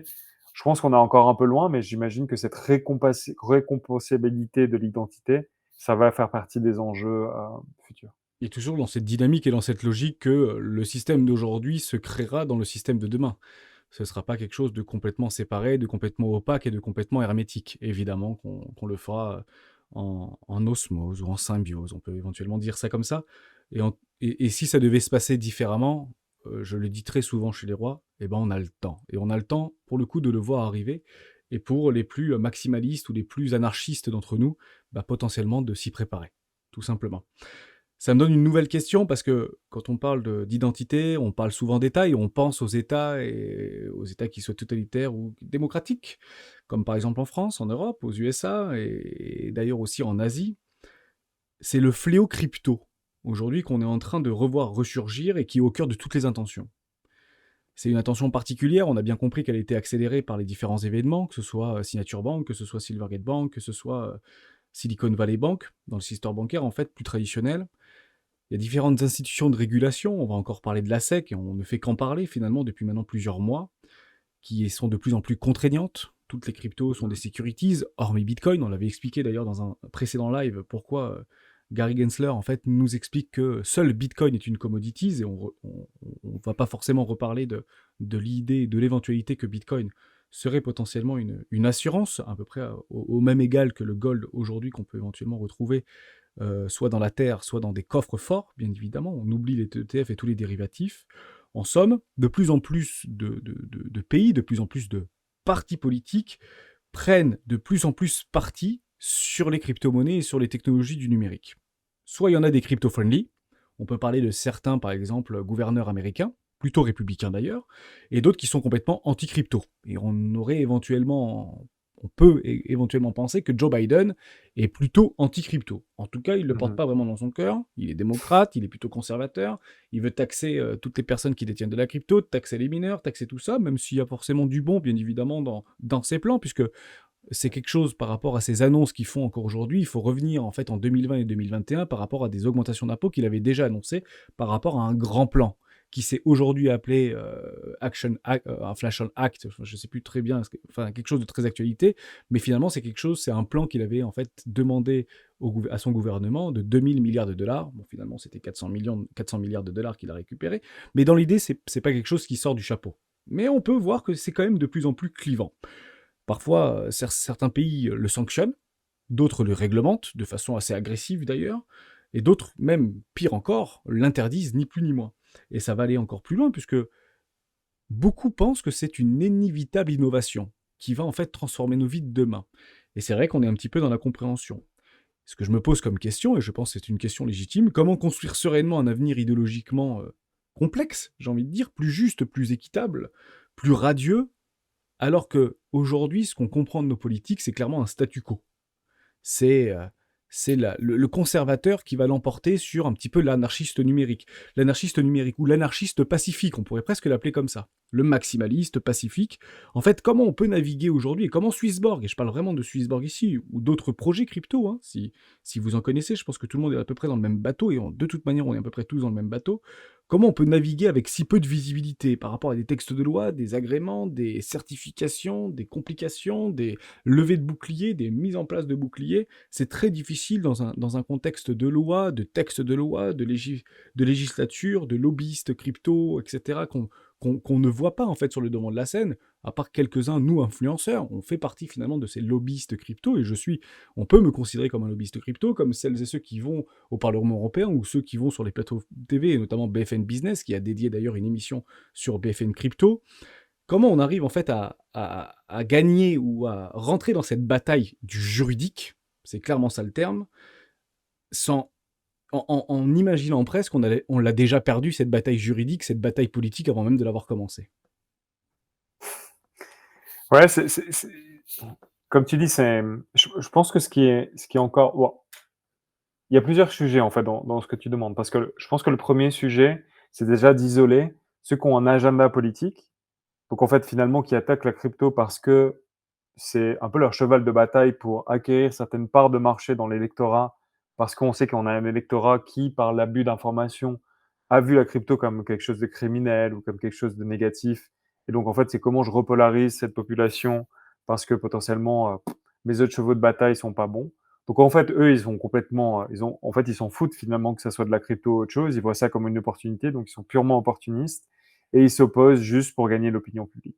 Donc, si je me sépare de ces personnes-là, parce que finalement, ils sont incontrôlables, hein, ils viennent pour des raisons qui sont complètement détournées des vraies raisons, et que je me concentre sur, je pense quand même les gens qui essayent des gens qui croient à la loi, qui croient au système, et qui ont vraiment cette volonté de dire mais comment je vais réharmoniser la crypto avec le système actuel.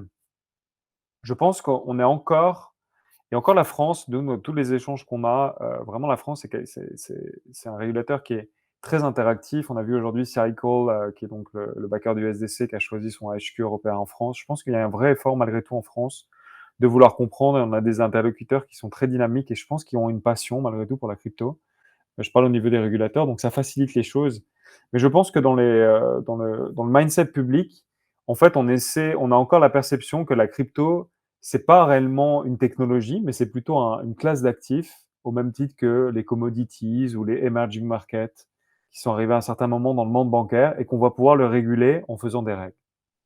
Mais la réalité, c'est que comme la crypto, elle est partout et nulle part, puisqu'il y a ce talent d'ubiquité, dans le sens où il n'y a pas une entité particulière qui le représente. Je veux dire, on dit souvent Bitcoin is the only company with no CEO, et c'est la réalité. Et c'est pas qu'une réalité physique, c'est aussi une réalité.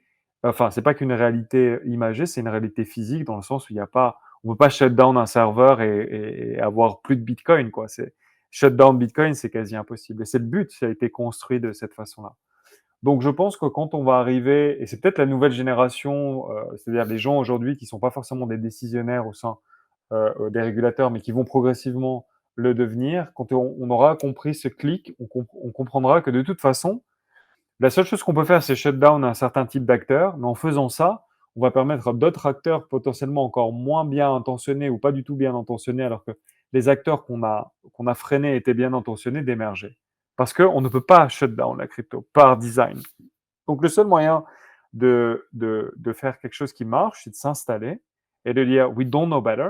Donc d'avoir cet aveu de dire bon, on est obligé de s'installer avec les acteurs qui pratiquent. Je pense que Swissborg fait partie des acteurs. Ça fait maintenant, ça va faire ouais, plus de 6 ans qu'on fait ça.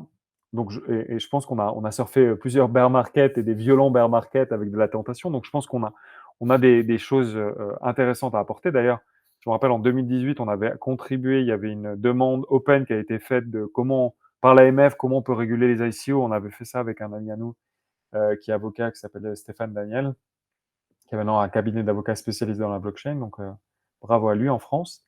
Et on avait rempli spontanément ce rapport de 18 pages, enfin qu'on avait écrit 18 pages pour aider. Et je pense que c'est que en s'installant, en collaborant, qu'on peut vraiment framer l'avenir.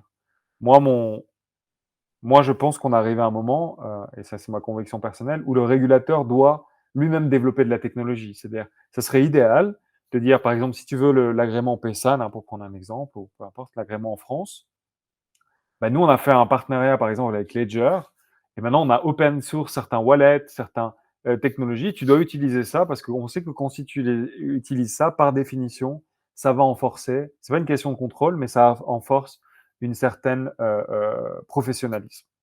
Donc en fait, je pense qu'on est arrivé à un moment où si le régulateur veut faire un travail effectif, comme c'est purement technologique, il va devoir lui-même se mettre à développer de la technologie. Donc tu vois, le gap, il est super grand, parce qu'honnêtement, sinon ça va être que des textes de loi, des textes de loi, des textes de loi, ça va shut down certains acteurs, ça va juste permettre aux banques de prendre encore plus de pouvoir, parce que la régulation, surtout au niveau des cryptos, c'est juste des barrières à l'entrée finalement, parce que je pense pas que ça permet de contrôler anything. Et en fait, on va se retrouver dans un monde extrêmement polarisé où c'est toi, tu es une banque et tu as énormément d'argent, etc., etc., et tu traites ça comme une classe d'actifs et pas du tout comme une technologie. Ou d'un autre côté, bah, tu as des acteurs qui sont complètement mobiles, anonymes, donc on va avoir de plus en plus de teams anonymes et donc on va créer. Et en même temps, bah, ces banques auront besoin de ces projets pour se nourrir, donc on va arriver dans cette polarisation extrêmement malsaine. Et pour qu'on continue à avoir des acteurs, je pense, comme Swissborg ou des acteurs qui sont bien intentionnés, mais qui poussent de l'innovation et qui ont envie de continuer à builder quelque chose, il faut un vrai dialogue. Est-ce qu'aujourd'hui il existe? Non, mais j'ai quand même espoir que ça se fasse. À quel prix ça va venir? Je ne sais pas. Est-ce qu'on va devoir passer par, encore une fois, cette phase d'extrême polarisation? Peut-être, potentiellement.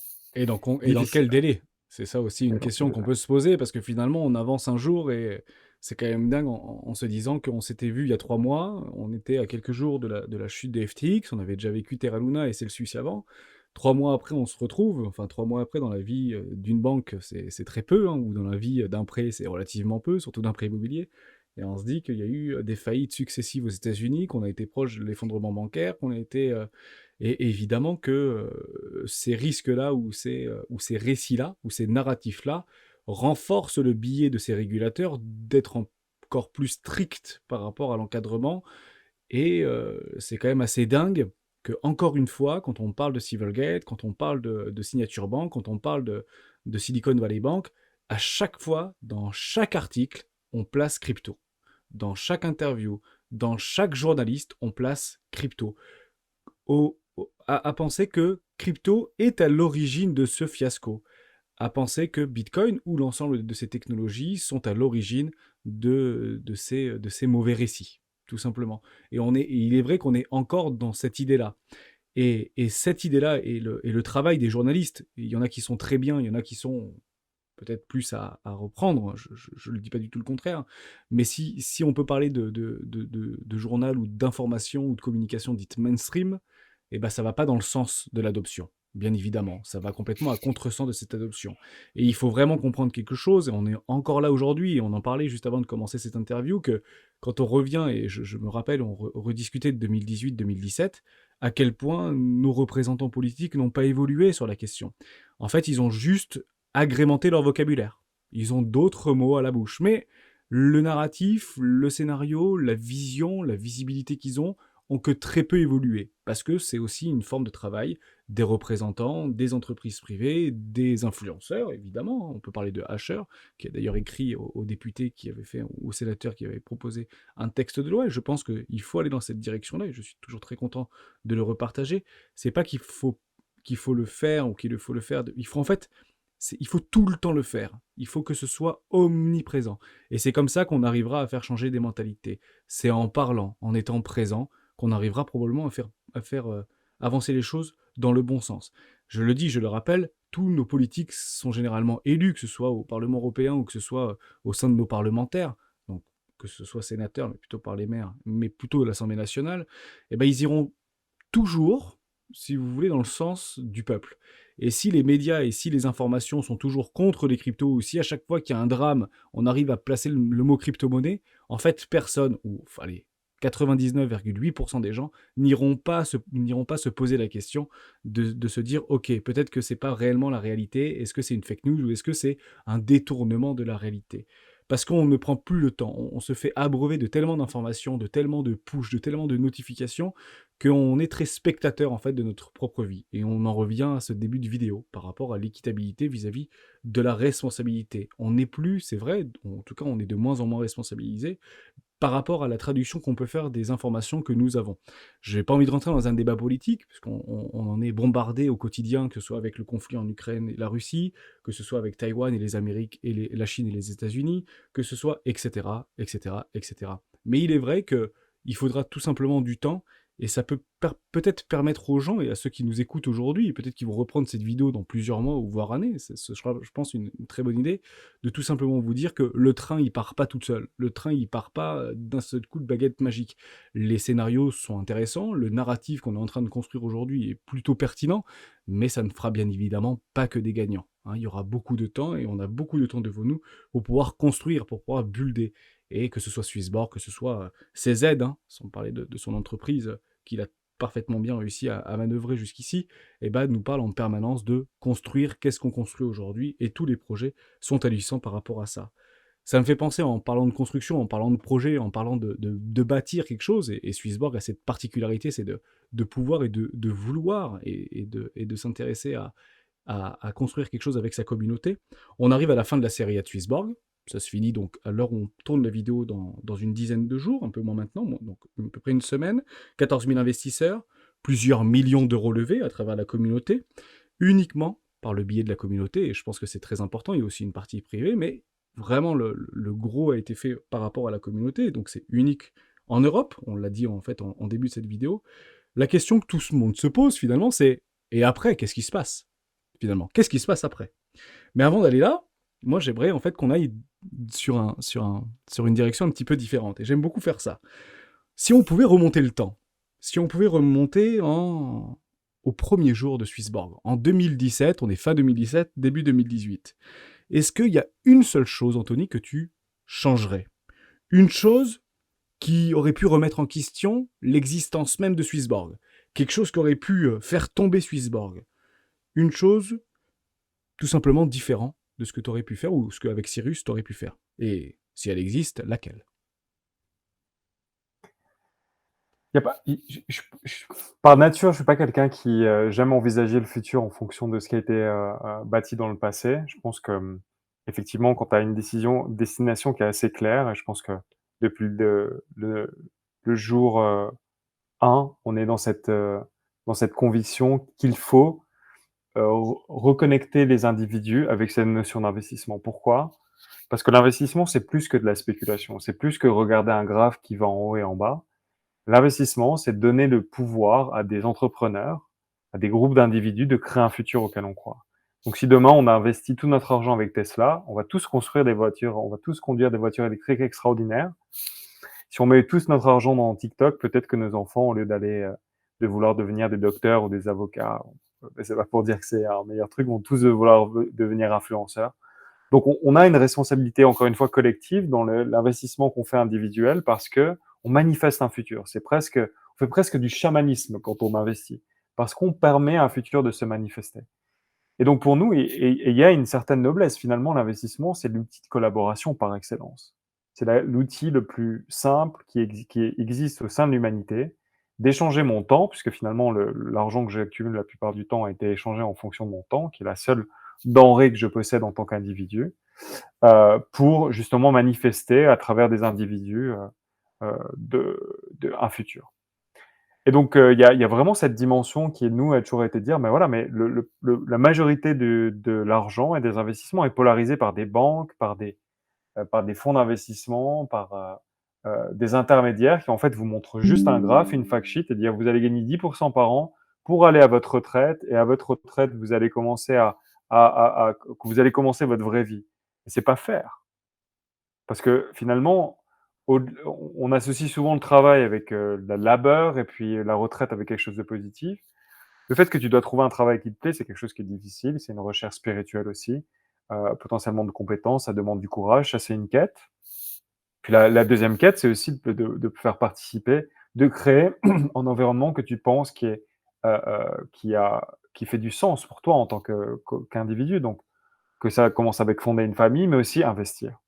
Et donc, du coup, si on remet au sein des gens la capacité de se reconnecter avec ce pouvoir, bah, peut-être qu'on va changer finalement le destin de l'humanité. On va être moins encore une fois, se plaindre ou abandonner son pouvoir en disant c'est la faute des banquiers, c'est la faute de ci, etc. Mais en fait, je vais dire, bah, j'ai un outil qui me permet tous les jours, à mon échelle, de créer, de manifester le futur dans lequel je crois.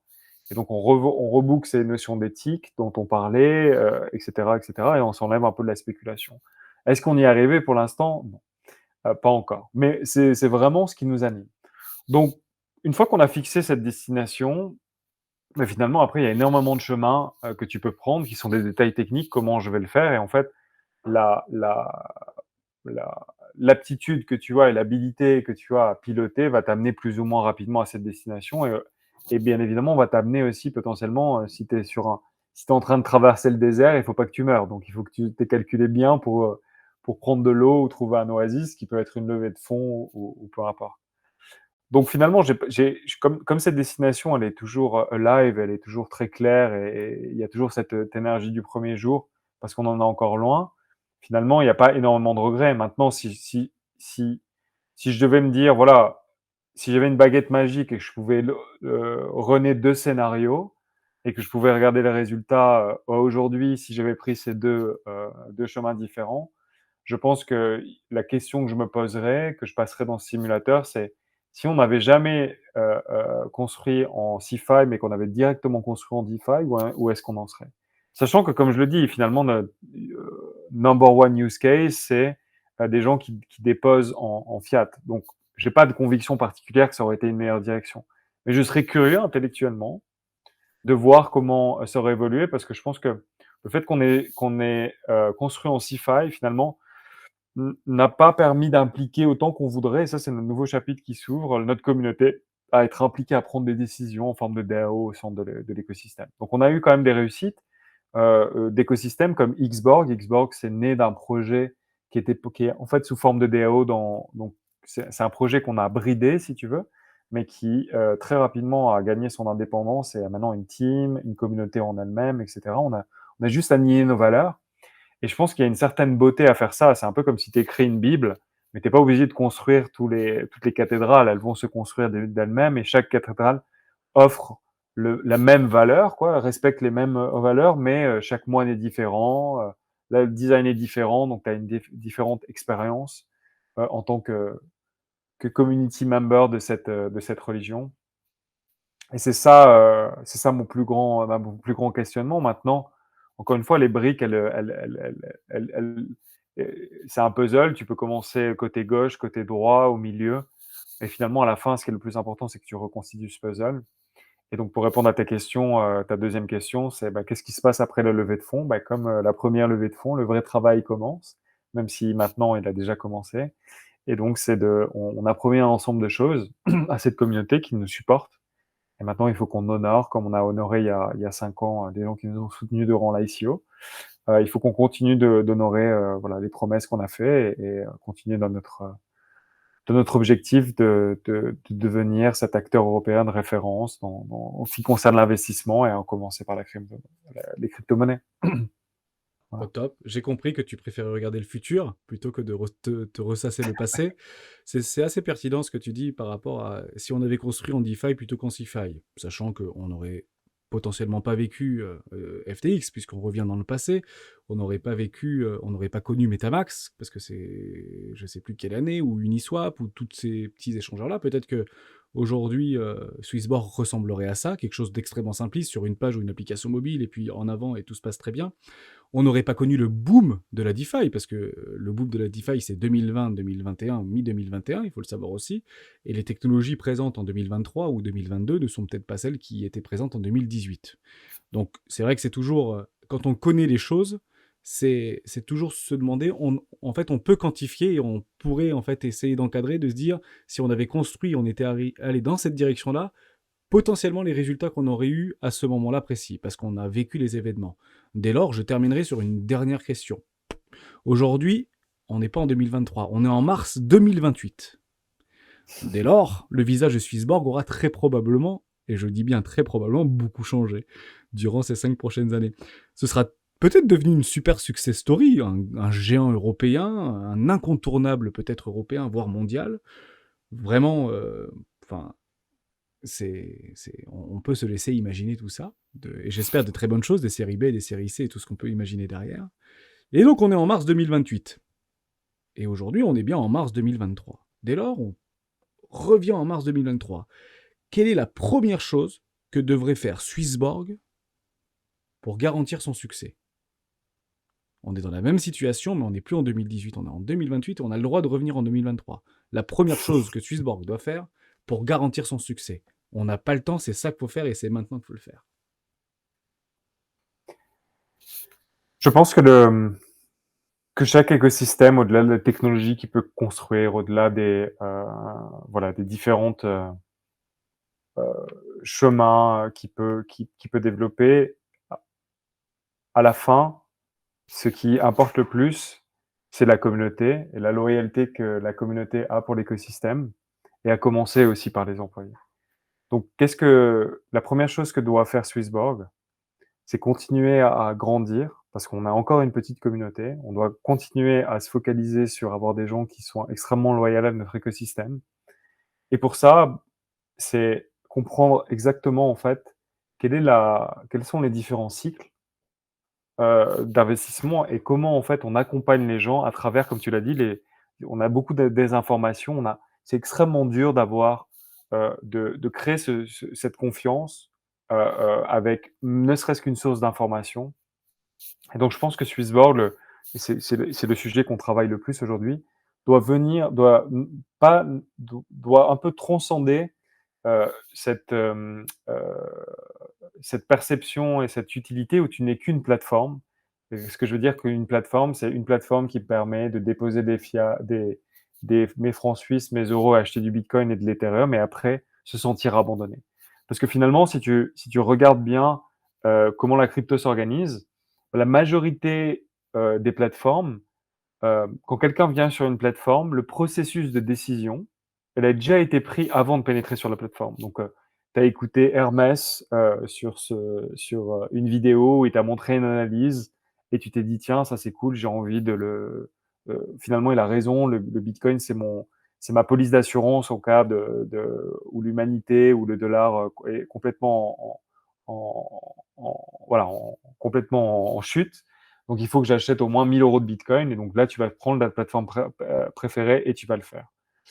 Tu peux regarder un Twitter, tu peux regarder CoinMarketCap, tu vois, donc ça peut être des prix, ça peut être un ami qui va te dire de faire ça. Et en fait, le processus de décision, donc la décision en elle-même, la confiance, elle se fait généralement avant l'app. Et après, l'app facilite, tu vois, par son ergonomie, etc.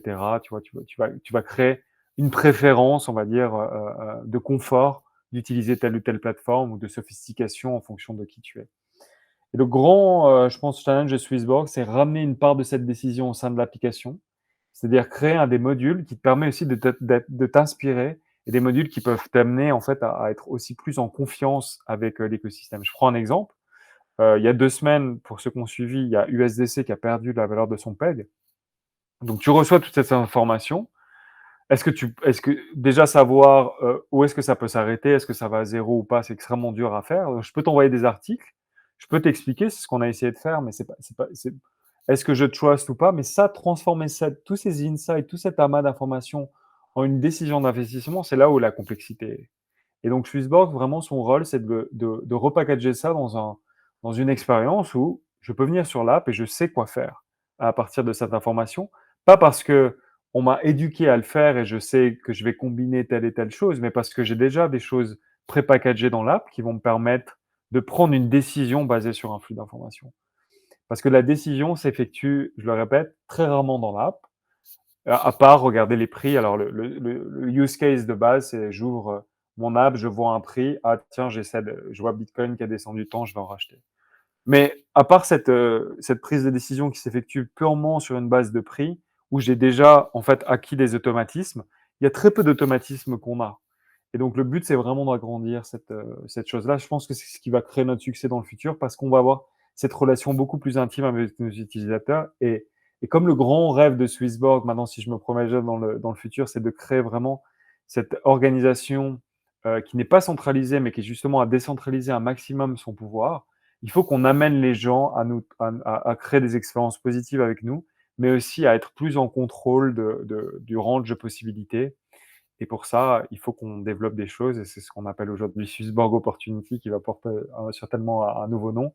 et qui est vraiment à l'agenda des prochaines semaines pour nous, qui j'espère fera l'objet de discussions dans une prochaine invitation, si tu m'autorises à revenir. Avec grand plaisir, parce qu'on aurait tellement de choses à dire, on pourrait encore doubler le temps de cette vidéo, et je vais juste essayer de résumer et de vous repartager mon point de vue par rapport à tout ce que tu as dit, Anthony, et je te remercie infiniment. En fait, par rapport à ces récents événements, vis-à-vis de Circle, vis-à-vis des bancaires, vis-à-vis de ces banques potentiellement systémiques ou de taille plus modeste, évidemment aux États-Unis, parce que ça a fait quand même grand bruit, on est triplement bloqué. Le premier blocage qu'on a, c'est nous avons nos tokens sur un échangeur centralisé. Binance, Swissborg, Bybit, Coinbase, etc. La première chose que les échangeurs font, c'est je ne suis pas impacté par Silvergate. Je ne suis pas impacté par Signature Bank. Ou je ne suis pas impacté. Si Coinbase a dit qu'il avait 240 millions de dollars, mais tout va bien, tout est sous contrôle. Waouh, et la panique s'enflamme, parce que lui, il n'est pas impacté, mais grosso modo, on est piégé par rapport à ça. Deuxième piège, c'est que souvent, on a des tokens qui sont bloqués. On est en plein bear market, on est complètement dans les chaussettes, nos tokens ont perdu 92% de leur valorisation, et pour essayer de se consoler, s'il nous reste quelques dizaines de milliers de XRP ou quelques dizaines de milliers de TRX, je ne sais pas trop encore, je les ai sous les yeux, ou de CACHB par exemple, j'en ai peut-être 10 000, et ben je vais les placer, tiens, à 9%, à 11%. Ouais, mais si je veux les débloquer, ça prendra 24 heures, mais dans 24 heures, peut-être que la planète crypto se sera littéralement effondrée. Et troisième blocage, comme c'est un échangeur dit centralisé, est-ce qu'il peut pas tout simplement me bloquer mes deniers pour pouvoir les envoyer? Ça, c'est le côté psychologique qu'on a, parce que quand tu parles de mécanisme par rapport à une décision d'achat ou de vente, bien évidemment, si ce n'est pas mécanique, c'est automatiquement émotionnel. Et dans cette émotion, on l'a vu très bien. On se gargarise, et je fais partie de ces personnes-là qui sont très contents de pouvoir observer ce scénario-là par rapport à une remontée de Bitcoin. On est passé de 16 500 dollars il y a 3 mois, on était ensemble à discuter sur cette chaîne. À 3 mois plus tard, nous sommes à 28 000 et on atteint potentiellement les 30 000 dollars, et on est très content de potentiellement aller chercher la target d'Hermès. Il y a une vraie problématique, c'est que pendant des semaines, chaque jour, 10 milliards de francs suisses sortaient de Crédit Suisse. Lorsqu'il y a eu la chute de Silvergate Bank, et que pendant un week-end, les déposants étaient en train de faire la queue et potentiellement en train de brûler des poubelles partout dans le monde, et ben la Fed a pris les tenants et aboutissants et a dit on garantit tous les dépôts. Oh oui, mais tous ces dépôts sont partis en grande majorité, et quand je dis en très grande majorité, on parle de plusieurs centaines de milliards de dollars qui sont partis chez JP Morgan et qui sont partis chez Goldman Sachs. En somme, on choisit notre poison. Quand USDC commence à dépeg, eh ben on se tire chez l'USDT parce qu'on choisit tout simplement notre poison. Encore faut-il avoir accès à nos liquidités et accès à nos tokens. Et en réalité, ce qu'on a observé par rapport à cette panique, et je dirais même plus de la panique dit des riches, parce qu'on a fait une vidéo récente en ce sens-là, notamment par rapport à la Banque République, qui est réputée pour être la banque des plus aisés, des plus riches. Ils sont pas partis dans Bitcoin très majoritairement. Ils sont plutôt repartis chez JP Morgan. Et JP Morgan, on les compte plus. Ces déboires, on les compte plus, ces prosés, et ces milliards et milliards de dollars d'amendes qu'ils ont dû payer, et notamment par rapport à leur ingérence au sein de Madoff, par rapport à la chute de Lehman Brothers et par rapport à la crise des subprimes en 2008, par rapport à l'accélération et la bulle des dot-com, ils ont eu, me semble-t-il, JP Morgan, 63 milliards de dollars d'amendes sur les 23 dernières années. Ils étaient considérés comme responsables de toutes les dernières crises qu'il y a eu potentiellement systémiques sur ce monde. Mais les gens se réfugient là-dedans, parce que c'est trop tôt encore par rapport à cette adoption, par rapport à cette raison et à cette, comment on peut dire ça, cette inévitabilité, où c'est juste du bon sens de pouvoir mettre en tout cas quelques deniers dans Bitcoin, et ça revient à ce que tu as dit par rapport à ma vision, moi, que Bitcoin sera très probablement demain, et quand je dis demain, c'est très probablement dans les 5 prochaines années, uniquement comme une police d'assurance, et notamment pas comme un renversement d'un système monétaire, bien évidemment, qui est indissociable par rapport à nos vies au quotidien, puisque personne ne veut voir un dollar à 0,01 euro, entre guillemets, ou un bitcoin à 10 millions de dollars dans une semaine. Personnellement, je ne le souhaite pas, et je ne le souhaite pas pour mon pire ennemi, pour être tout à fait honnête avec toi. J'ai pas plus de choses à dire, merci infiniment Anthony. J'aimerais juste qu'on pose 2 questions de membres. La première question, c'est Alex qui nous l'a posée, et on clôturera là-dessus, et je te laisserai bien évidemment conclure cette vidéo et ce presque 1h30 qu'on est en train d'échanger ensemble. Toujours très agréable de partager avec toi et avec tes équipes, bien évidemment. Salut Hermès, salut les rois. Ma question pour Suisse Bourgeois, c'est si aujourd'hui on investit 1 000 € dans la série A, en combien de temps on pourrait voir un rendement, un profit de l'investissement? Merci et bonne journée à tous. Alors on va publier un article, prochainement qui va parler donc, de comment on va, pouvoir organiser une liquidité secondaire sur finalement les shares qu'on a vendus lors de cette série A. Donc il y a plusieurs solutions qui sont envisagées. On croit pas en fait, tu as des très bons exemples. Par exemple, si tu regardes, Kraken qui aujourd'hui a son marché secondaire sur Bank of the Future.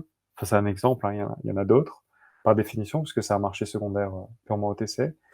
Ils ont un order book et même si, Kraken a levé, je crois que sur une valorisation de 11 milliards ou 10 milliards, si tu veux acheter, plus de 2 000 $, tu peux pas. Et puis le spread, donc la différence entre ce que tu peux acheter et vendre, elle est absolument énorme.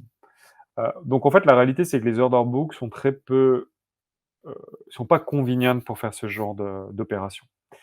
Parce qu'il faut un market maker, il y a toute une ensemble de choses qui montrent qu'en fait les actions pré-IPO, ce sont des choses qui se traitent très mal. Même dans des même post-IPO, si tu es pas dans les tops des bourses, c'était le cas par exemple de Voyager, qui était une application aussi qui a fait faillite. Ils étaient cotés sur la bourse du Canada, c'était super dur d'acheter leurs actions parce qu'il y a pas beaucoup de liquidité. Donc tout ça pour dire qu'on doit innover sur ce point de vue-là. Donc on est arrivé avec plusieurs, systèmes d'innovation. Un qui fait redirectement appel à la communauté, dans lequel on pourrait organiser des espèces de reverse Dutch auction, dans lequel on pourrait mettre à la vente, des actions, dans lequel on guiderait on donnerait un, un, un haut et un bas, en fait, si tu veux, dans la valorisation, parce que c'est pas si facile que ça pour le commun des mortels d'avoir une idée de c'est quoi le prix juste pour une action. Donc on ferait ça en fonction de formules, assez connues. Après, il y a d'autres pistes qui sont évoquées aussi d'utiliser une part de nos revenus ou de nos profits pour pouvoir, faire, en fait, laisser l'opportunité à certaines personnes de trouver de la liquidité s'ils en ont besoin. Et puis après, évidemment, il y a potentiellement d'autres, en fonction de notre succès, potentiellement une série B. On n'exclut pas l'opportunité potentiellement dans un bull market de racheter une partie des actions, de façon significative et donc de permettre aux personnes de réaliser un gain. Donc si je reviens sur la question initiale, je pense que dans un horizon, on va dire de fin 2024, heu on aura, je l'espère, déjà, forgé, voilà, un marché secondaire assez, enfin une mécanique de prise de profit, on va dire, qui permettent donc aux gens qui veulent de sortir de pouvoir sortir sans trop de difficultés. Merci pour ces précisions. Donc, rendez-vous fin 2024 par rapport à ça. Ça part du principe qu'on est engagé au moins pour 12 ou 15 mois. Et si tout se passe bien et si on suit le cycle des marchés, notamment vis-à-vis de Bitcoin, bah, très probablement qu'en 2024, on ne voudra pas vendre des actions Sudbord, mais probablement vouloir coûte que coûte s'en procurer. Et j'espère que ça se passera comme ça. Et de toute manière, je serai là pour l'observer, en tout cas je l'espère. John Jones, qui pose une autre question, et c'est une deuxième question qui a été lue dans les commentaires YouTube par rapport à la vidéo de ce jour. Merci pour ces analyses. J'ai une question pour Swissborg. Je ne sais pas si ça a déjà été répondu, mais s'il y a 25 millions ne sont pas atteints pour la série A, est-ce que c'est Swissborg qui va acheter le reste, ou bien est-ce que ce sera proposé à leurs partenaires stratégiques ou à d'autres personnes? Point d'interrogation. Alors en fait, il y a un article qui a été écrit sur ça, initialement, et c'est pour ça qu'on a parlé, voilà, c'est exactement cet article, la valorisation dynamique. Donc c'est vrai que c'est des concepts nouveaux pour les gens qui sont dans la crypto, mais initialement, on a prévu de vendre 10 de la boîte. Donc on avait dit on avait fixé une valorisation à un demi milliard, on avait dit: «Voilà, à chaque fois que tu mets une somme de X, tu vas recevoir en fonction donc de ces 10 rapportés à, à une valorisation de un demi milliard, tu vas, pouvoir acquérir, tant d'actions». La réalité, c'est qu'ensuite on s'est dit: «En fait, au lieu de faire ça et de ce qui se fait traditionnellement dans le monde du VC, comme on n'a pas de lead investor, on n'a pas de choses comme ça, laissons la communauté décider de la valorisation». C'est-à-dire que quoi qu'il arrive, on va en fait donner les 10 indépendamment du montant qu'elle fait. Donc en fait, le pot qu'on avait prévu initialement, d'actions à distribuer en fonction du montant, va être totalement distribué, même si on collecte, aujourd'hui on a collecté 16 millions. Si on ne collecte que les 16,5 millions qu'on a aujourd'hui, on va quand même distribuer les 10. Donc on va permettre aux gens qui ont contribué d'avoir encore plus d'actions que ce qui leur avait été initialement promis. Donc pas plus d'argent qui va rentrer. Et ensuite, de toute façon, on a bien assez d'argent pour opérer, pendant quelques années. Donc après, on se reposera la question, potentiellement dans le futur, comme on vient de l'évoquer. Mais on a créé cette nouvelle formule. On espère qu'on a fait un bon travail d'explication et dans laquelle on explique, voilà, quelle est l'importance, comment on a innové. On est les premiers à avoir fait ça, en donnant en fait un espèce de bonus, c'est-à-dire tout ce qui n'est pas distribué, un peu comme dans la vente de tokens, tout ce qui n'est pas distribué est donné en bonus aux gens qui ont distribué, qui ont participé. Donc là, tu vois le nombre de bonus. Donc typiquement, si on collecte 50% en privé, 50% en public, bah, tu vas avoir un bonus de deux fois ce que tu aurais dû recevoir initialement. Voilà, exemple, j'ai acheté pour 1000 actions, donc qui correspond actuellement en dollars à peu près à 1800 dollars, ou 1800 USDC ou USDT, et Ouais, je recevrai donc pas 1000 actions, mais si on s'arrête ici, bah, je recevrai quasiment 2000 actions, exactement. Ouais. Donc tout là, simplement, au jour d'aujourd'hui, c'est encore un peu plus. un peu Mais plus. voilà l'idée. Ouais. Et bah, c'est le but de double up, comme on dit chez nous, parce que si on Exact. double up, ça multiplie par 4 finalement. D'ailleurs, je propose ça, en t'écoutant, je me suis dit bah, qu'on pouvait éventuellement y participer. Toutes les personnes, et vous avez été très nombreux sur les différentes vidéos, on a fait une vidéo dédiée sur la Serie A au niveau de Swissborg avec Cyrus, je vous invite vraiment à aller la regarder, j'ai eu de très très bons retours, c'est d'ailleurs 8300 vues, c'est super et je suis très content, il y a eu des retours très positifs et beaucoup de valeur. On avait déjà fait, on l'a dit tout à l'heure, une vidéo, et d'ailleurs je mets Swissborg Mania, un petit clin d'œil à Swissborg Mania, j'espère que j'espère parce qu'il m'avait déjà rendu l'appareil il y a quelques temps. Donc, un petit j'adore sa chaîne, je l'écoute souvent quand je vais faire du sport. J'aime bien Swissborg Mania, je trouve qu'il vulgarise très bien l'écosystème Swissborg. Donc, je le plébiscite bien évidemment, mais comme beaucoup d'autres influenceurs que je recommande. Je propose un truc très sympa, c'est pour toutes celles et ceux qui sont sur Swissborg, qui étaient passés par mon lien d'affiliation, et je vous en remercie encore une fois, bah, je vous propose je tirerai au sort une personne pour gagner 500 € en action. Voilà, 500 USDC en action, on tire au sort. Logiquement, j'ai vos UID par rapport à Joseph, puisqu'on a beaucoup échangé sur le Discord des rois du marché par rapport à vos UID pour pouvoir vous envoyer les petits bonus. Vous savez qu'on avait fait ça pour les premiers inscrits, les 50 premiers inscrits, ça a plutôt bien fonctionné. Donc merci par rapport à ça. D'ailleurs, il y avait eu beaucoup de questions sur ce petit bonus-là, mais je le redis dans cette vidéo. Quand vous investissiez directement dans la série A, bah, ça passait pas en fait par le petit ticket, il y a eu des petits soucis et logiquement vous avez dû être droppé. Donc j'ai vu avec Zogef, on avait travaillé ensemble et vous avez dû être droppé d'une vingtaine d'euros ou 25 euros. Si ça n'a pas été fait, venez me voir en direct et je ferai le nécessaire.